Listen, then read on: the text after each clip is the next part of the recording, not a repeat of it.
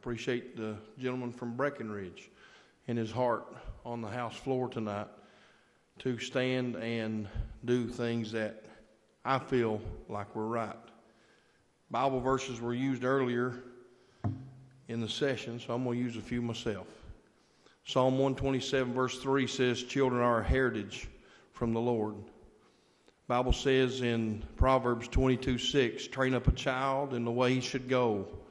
When he's old, he'll not depart from it. Bible says in Ephesians 6:1, children, obey your parents in the Lord, for this is right.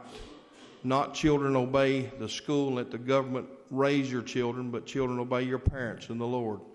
Deuteronomy chapter 6, verse 6 through 9 talks about how we should teach our children in the home and post his commandments and statutes upon the post of our doors, and we ought to train our kids the way they're supposed to be trained. Senate Bill 5 is a great bill.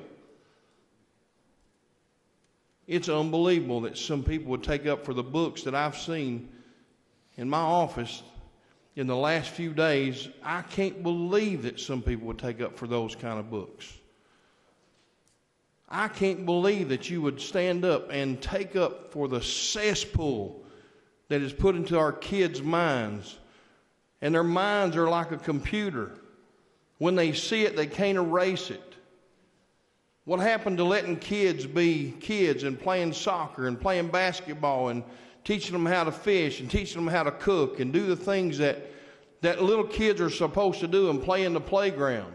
Instead of trying to teach them if they're a boy but they feel like a girl to be a girl, or if they saw a pretty blouse in the floor when they were 6 months old, well, you must be a girl because you picked up a pretty blouse. That is insane thinking.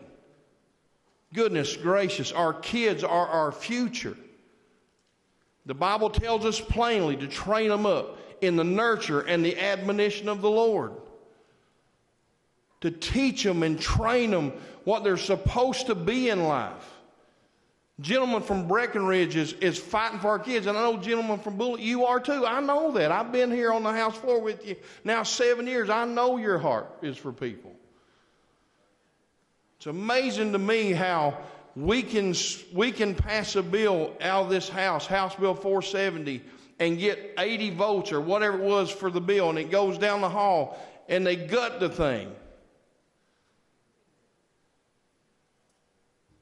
What in the world are we doing? I watched tonight as a gentleman from Breckenridge made appeals to suspend the rules, and I saw people who ran to the thing to suspend the rules for the gentleman from Fayette's gambling bill. They ran to it to vote yes to suspend the rules for his amendment.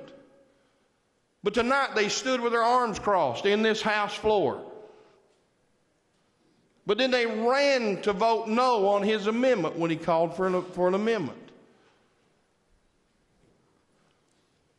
You know, are we supposed to just, we're Christians. I'm glad that I'm a saved, born-again child of God. And I'm not going to just sit quietly and let things get run over us and not say something about it. We want things for our children too. We would like to see legislation that protects them even farther and gives parents rights even more. And if it takes working all night tonight, all day tomorrow till 12 midnight, I'm in. But we need to do more for our children. I'll vote yes on this proudly. But I feel like the gentleman from Breckenridge amendments would have made it even better. Thank you, Mr. Speaker.